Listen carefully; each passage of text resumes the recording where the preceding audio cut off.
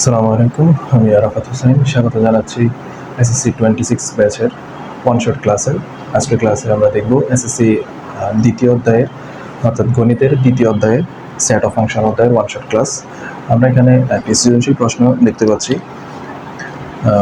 সৃজনশীল প্রশ্নে বলা হয়েছে a equal to x belongs to n অর্থাৎ natural number such that x cube less than equal 64 এবং b equal to x belongs to z x square minus 4x minus 5 equal 0 এবং c equal to দেওয়া আছে একটি set -1 3 5 7 এবং একটি function দেওয়া আছে f of x equal to 3x plus 1 divided by 3x minus 1। কনমে বলা হয়েছে a কে তালিকা পদ্ধতিতে প্রকাশ করো এবং খতে বলা হয়েছে r equal to c বাদ b এর উপাদান সংখ্যা n হলে দেখাও যে পাওয়ার অফ r অর্থাৎ p অফ r এর উপাদান সংখ্যা two to the power n কে সমর্থন করে। এবং ঘ নম্বর প্রশ্নে বলা হয়েছে f of x inverse 2 plus 1 f of x inverse 2 minus 1 এর মান নির্ণয় করো। f of x inverse 2 plus 1 divided by f of x inverse 2 minus 1 এর মান নির্ণয় করো। আমরা এখানে সমাধান দেখব। এটি খুবই গুরুত্বপূর্ণ অধ্যায়, যদিও আগে এই অধ্যায় থেকে প্রশ্ন খুব একটা কম আসতো। এখন যেহেতু শর্ট সিলেবাস অর্থাৎ অধ্যায় মাত্র 7টি অধ্যায় থেকে অধ্যায় থেকে প্রশ্ন আসবে ইনশাল্লাহ। তো আমরা আশা করছি এই ম্যাথটি সলভ করলে এখান থেকে প্রশ্নটি কমন পাওয়া যাবে ইনশাল্লাহ। আমরা এখন সমাধানের দিকে যাব। কতে বলা হয়েছে এককে a কে তালিকা পদ্ধতিতে প্রকাশ করা, অর্থাৎ 1 নং a কে তালিকা পদ্ধতিতে প্রকাশ করতে বলছে। এইটি সেট গঠন পদ্ধতিতে দেওয়া আছে। আমরা এখন লিখব দেওয়া আছে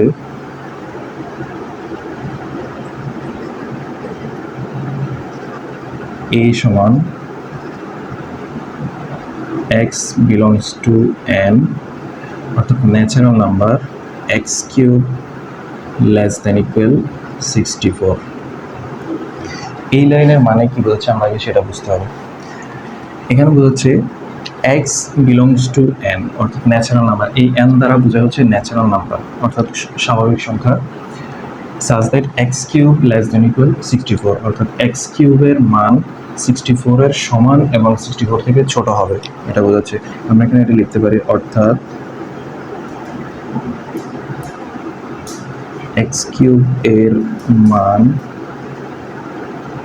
64 এর সমান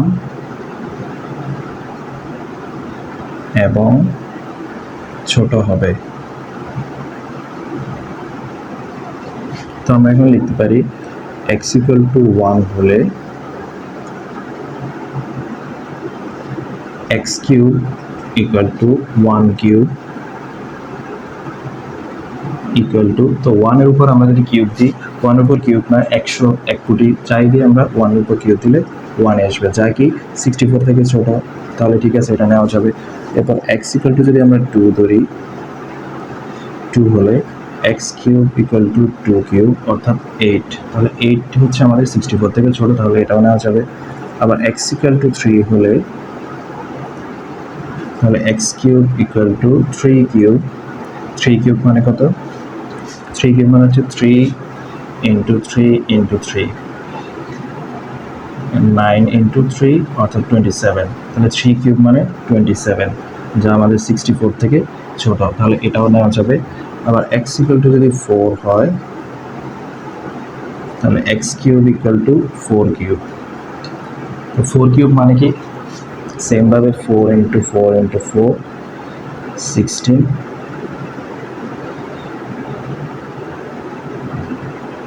তাহলে এটা হচ্ছে 464, তাহলে 64 যেটা হচ্ছে কি 64 এর সমান, তাহলে এটাও নেওয়া যাবে যেহেতু আমাদের লেস দ্যান ইকুয়াল আছে, এখানে নিচে যে ইকুয়াল চিহ্নটা আছে এই জন্য আমরা কি 64টাও নিতে পারবো। আবার x ইকুয়াল টু যদি 5 হয়, x ইকুয়াল টু 5 হলে x cube equal to 5 cube, তো 5 কিউব মানে কি সেম ভাবে 5 ইন্টু 5 ইন্টু 5 অর্থাৎ 3টা 5 গুণ করলে হচ্ছে 125, যেটি কি আমাদের x সমানও নয়, তার মানে আমরা লিখতে পারি অর্থাৎ a এর সেটটি হলো, তাহলে কত নিতে পারি 1 2 নেওয়া যাবে। সেট হচ্ছে এগুলো যেগুলো আমরা x এর মান ধরছি সেগুলো হচ্ছে সেট 1 8 27 এগুলো যেগুলো পেয়েছি সেগুলো হচ্ছে 64 থেকে ছোট, অর্থাৎ 64 এর উপাদান সংখ্যা এক্স কিউব দিলে আমরা এই মানগুলো পাচ্ছি, কিন্তু আমরা ধরছি যে মানগুলো সেগুলো নিতে হবে 1 2 3 4। তাহলে আমরা এই মানগুলো পাচ্ছি 64 থেকে ছোট এবং 64 এর সমান। 5 কেন নিতে পারবো না? কারণ 5 কিউব মানে হচ্ছে 125, যেটা 64 থেকে ছোট বা সমান নয়, এই জন্য আমরা 125টি নিতে পারবো না, অর্থাৎ 5 নেওয়া যাবে না। এই ছিল আমাদের ক নং প্রশ্নের সমাধান। এখন আমরা দেখব খ নং প্রশ্নের সমাধান। এখন দেখো খ নং প্রশ্নে কি দেওয়া আছে। খ নং প্রশ্নে বলা হয়েছে আর ইকুয়াল টু সি বাদ বি, এই চিহ্নটা হচ্ছে বাদ, অর্থাৎ এটা কিন্তু ডিভাইড বাই না, সি এটা হচ্ছে ডিভাইডেড বাই, অর্থাৎ ভাগ। এটা কিভাবে লেখা যায়? সি বাই বি এভাবে লেখা যায়, কিন্তু এটা হচ্ছে দেখো খেয়াল করলে দেখবো এটা হচ্ছে এভাবে সি বাদ বি, অর্থাৎ এটা থেকে সি থেকে বি এর উপাদানগুলো বাদ দেওয়া, সি উপাদান থেকে বি উপাদানগুলো বাদ দেওয়া, তার মানে হচ্ছে এটা বোঝায়।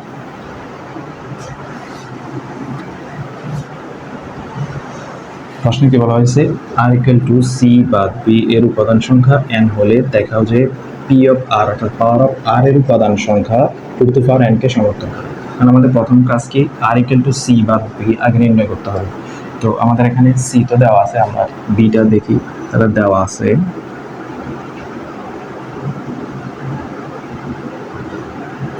বি সমান এক্স বিলংস টু জেড। এখানে জেড দ্বারা কি বোঝায়? জেড দ্বারা বোঝানো হচ্ছে সকল পূর্ণ সংখ্যা, অর্থাৎ ইন্টিজার। জেড মানে হচ্ছে ইন্টিজার।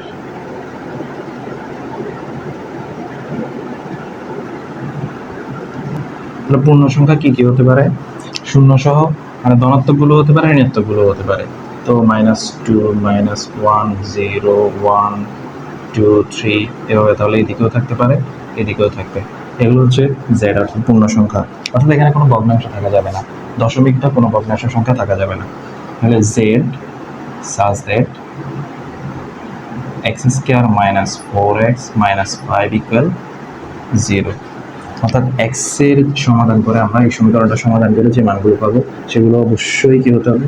পূর্ণ সংখ্যা হতে হবে। এই জন্য বলা হয়েছে x এলিমেন্টস অফ অর্থাৎ বিলংস টু z। তো আমরা দেখি এখানে সমীকরণটা কি দেওয়া ছিল, x square minus 4x minus 5 equal 0। তো আমরা এটাকে একটু সমাধান করি, কীভাবে লিখতে পারি? একটু মিডল টার্ম করি। x স্কয়ার মাইনাস, যেহেতু এখানে মাইনাস আছে তাহলে -5x plus x minus 5 equal 0 লেখা যায়। কীভাবে? 5 5 একে 5, ঠিক আছে ওকে।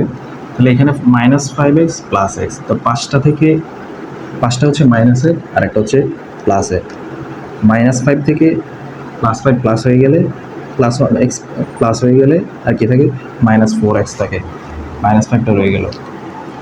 তাহলে এখান থেকে আমরা কি কমন নিতে পারি? এক্স কমন নিতে পারি। এক্স কমন নিলে আর থাকে দুইটা এক্স, এখানে যেহেতু এক্স স্কোয়ার থেকে একটা এক্স কমন নিলে আর থেকে এক্স, তাহলে এক্স স্কোয়ার থেকে এক্স কমন নিলে আর এক্স, আর এখানে 5x থেকে এক্স কমন নিলে আর থেকে 5, এখানে মাইনাস, এখানে 1 কমন নিলে আমি কি পাচ্ছি?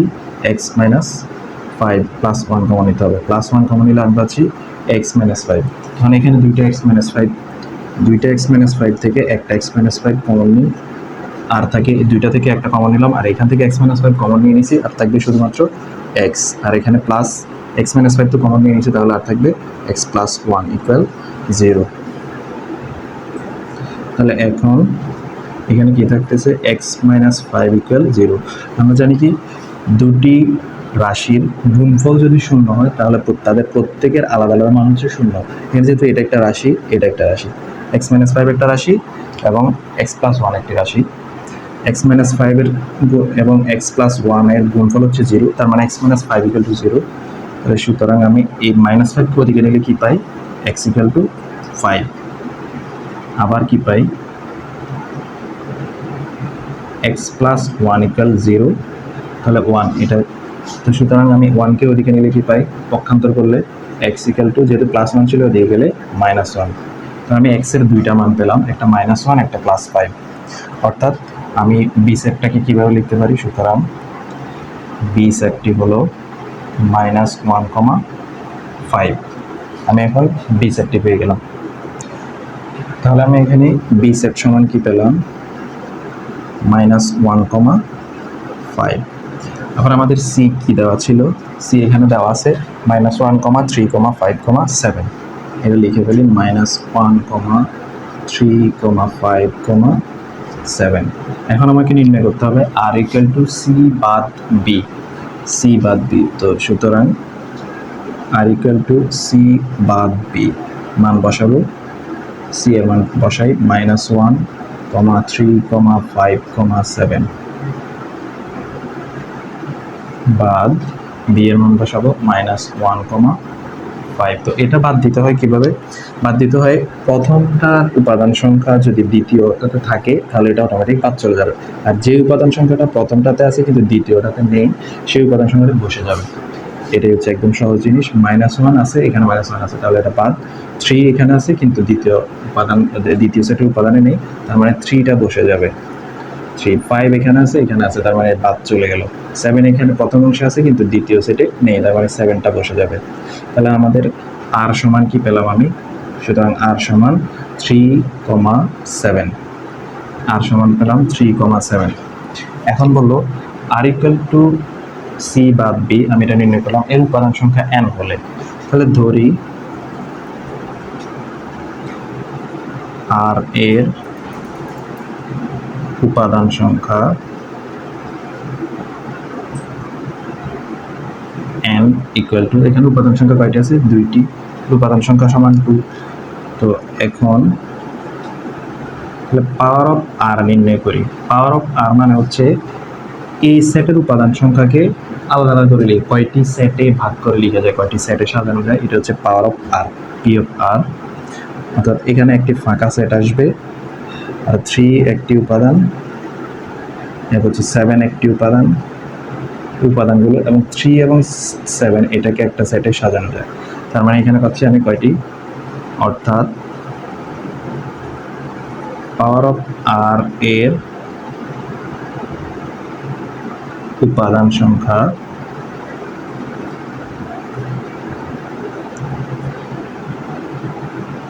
সমান কয়টি, 1 ফাঁকা সেট একটি, 2, 3, 4, তাহলে 4টি। তো পাওয়ার অফ আর এর উপাদান সংখ্যাকে 4টিকে আমি কিভাবে লিখতে পারি, 2 স্কয়ার এতটি। তো 2 স্কয়ারকে আমি কি লিখতে পারি, অর্থাৎ এখানে এই স্কয়ারটা 2টা কি ছিল, n এর মান না, তাহলে এই যে 2 এর বদলে আমি লিখতে পারি n, এই যে 2 এর উপরে যে পাওয়ারটা ছিল এই পাওয়ারের বদলে আমি লিখতে পারি n, 2 two the power n t, এভাবে লেখা যায়। তো সুতরাং কি বলা যায়, সুতরাং বলা যায় যে আর ইকুয়াল টু সি বাদ বি এর উপাদান সংখ্যা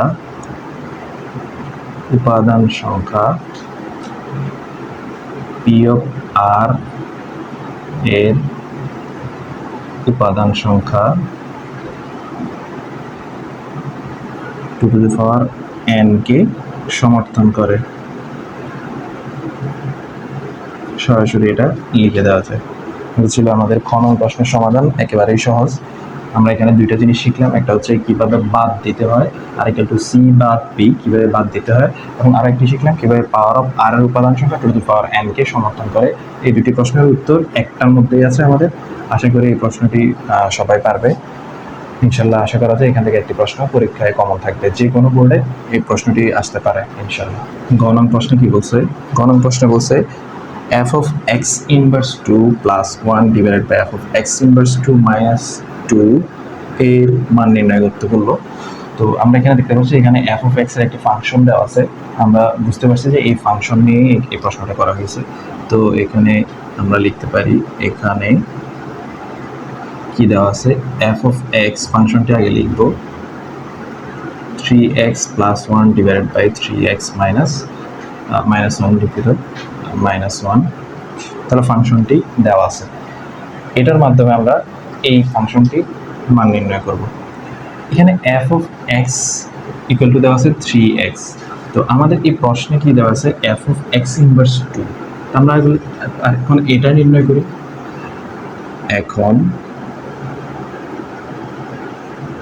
f of x inverse 2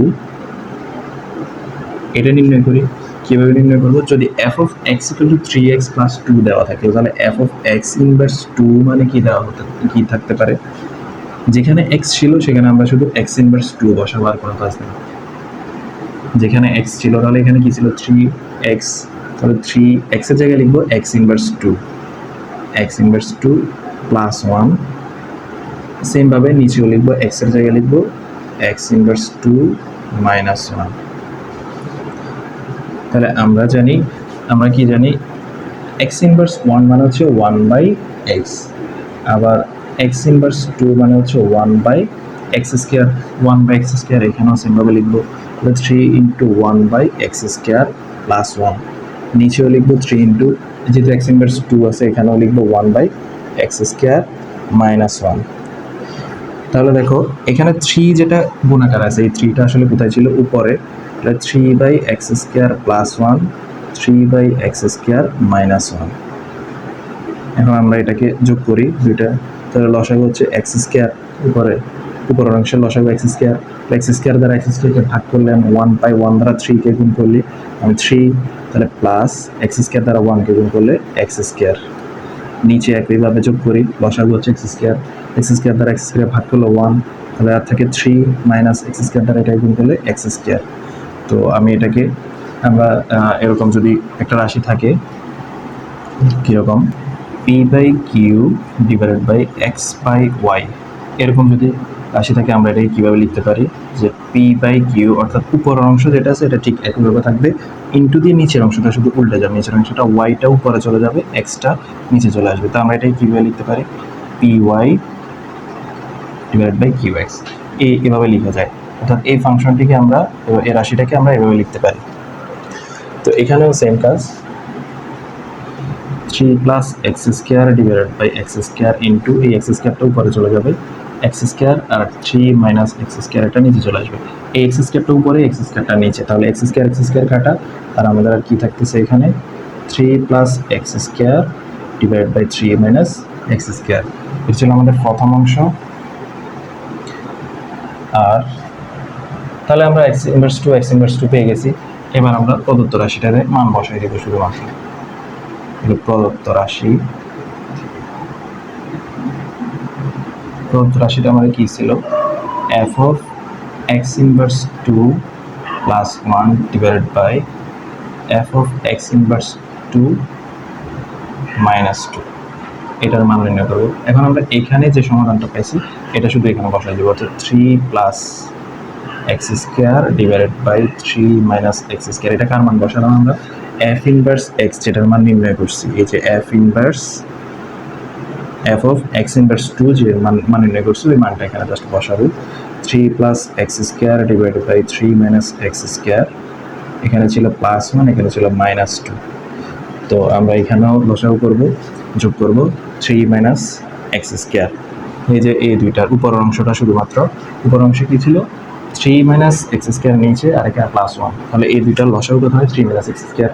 3 minus x square দ্বারা এটাই গুণ ভাগ করলে থাকে 1 দ্বারা উপরে এই 3 প্লাস এক্স স্কোয়ারকে গুণ করলে 3 প্লাস এক্স স্কোয়ার, প্লাস এটা দ্বারা 1কে গুণ করলে 3 মাইনাস এক্স স্কোয়ার থাকবে। নিচে অংশ সেম একই কাজ করবো, তাহলে এই দুইটার লসাগু হচ্ছে কত? 3 minus x square. 3 minus x square দ্বারা 3 মাইনাস এক্স স্কোয়ারকে ভাগ করলে 1, আর 3 প্লাস এটাকে 1 দ্বারা এটাকে গুণ করলে 3 প্লাস এক্স স্কোয়ার, আর মাইনাস 2, তাহলে এটা দ্বারা সেম এটাকে গুণ করি, তাহলে মাইনাস দিলাম 2 এর সাথে এটা গুণ, তাহলে 3 মাইনাস এক্স স্কোয়ার, এই যে গুণ আকারে রেখে দিলাম। তাহলে একই কাজ এখন করবো, ওই যে এখানে যে কাজটা করছি উল্টায় দেওয়া, এখানেও সেম কাজ করবো। তাহলে এখানে কি থাকতেছে? 3 3 6, আর এক্স স্কোয়ার এটা প্লাসের, এটা মাইনাসের, তাহলে এটা কাটা, আর কিছু থাকে না, নিচে থাকে হচ্ছে 3 মাইনাস এক্স স্কোয়ার ইন্টু, এখানে উপরে কি থাকে? 3 মাইনাস এক্স স্কোয়ার, উল্টে যাবে, যে নিচেটা উপরে যাবে, উপরেটা নিচে চলে আসবে, তাহলে 3 প্লাস এক্স স্কোয়ার, আর এই 2টার ভিতরে মাইনাস সহ গুণ হয়ে যাবে, তাহলে মাইনাস 2 ইন্টু 3 মানে মাইনাস 6, আর মাইনাসে মাইনাসে প্লাস হয়ে যাবে, এই মাইনাস দ্বারা 2 এক্স স্কোয়ারকে গুণ করলে তাহলে 2 এক্স স্কোয়ার। তাহলে আমরা এখানে আর কি পাচ্ছি? এবার 3 মাইনাস এক্স স্কোয়ার এটা উপরে, 3 মাইনাস এক্স স্কোয়ার এটা নিচে, তাহলে x square 3 minus x square কাটা, আর উপরে থাকে শুধুমাত্র 6 নিচে, তাহলে কি থাকবে? এই যে মাইনাস 6 আর প্লাস 3, এখানে plus 2x square x square, তাহলে দুইটা এক্স স্কয়ার আর একটা এক্স স্কয়ার, তাহলে কয়টা একটা এক্স স্কয়ার হলো 3x স্কয়ার, তিনটা, -6 আর +3 মিলে -3। তাহলে আমরা এখান থেকে যদি 6 বা এখান থেকে যদি 3 কমন নেই, তাহলে x স্কয়ার -1, এই 3 দ্বারা উপরে 6 কে কাটলে আমরা কি পাই, উপরে 2 থাকবে, 3 দ্বারা 6 কে কাটলে 2, আর নিচে থাকবে x স্কয়ার -1। তাহলে এটাই হচ্ছে আমাদের এই ফাংশনের মান, এটাই হচ্ছে आंसर। তো এই সৃজনশীলটি খুবই গুরুত্বপূর্ণ, সেট ফাংশন অধ্যায়ের। এই সৃজনশীলটা সমাধান করলে আশা করা যায় খ এবং গ দুইটা দিয়ে একটা প্রশ্ন ইনশাল্লাহ থাকবে। পুরো সৃজনশীলটি সমাধান করলে আশা করা যায় এখান থেকে এই প্রশ্নটি কমন পাওয়া যাবে যে কোনো বোর্ডে, যেহেতু এবার শর্ট সিলেবাস, এই অধ্যায় থেকে প্রশ্ন আসবেই ইনশাল্লাহ। সবাই ভালো থাকবেন, সুস্থ থাকবেন, আসসালামু আলাইকুম।